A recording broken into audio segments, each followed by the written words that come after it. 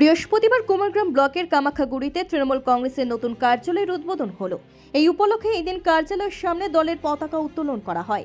এরপর ফিতে কেটে কার্যালয়টির উদ্বোধন করেন দলের নেতৃত্ব।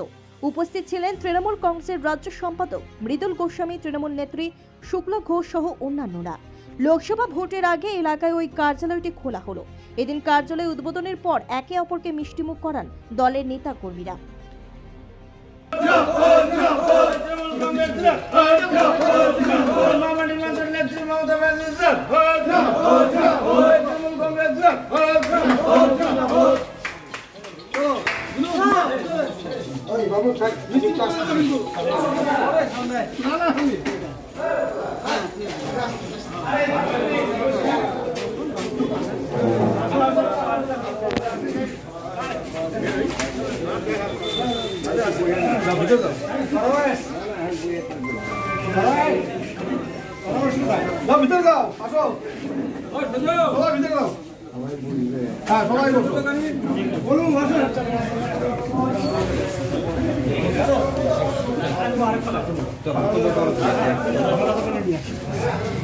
ঢুকতে বাইরেতে একটা বাজি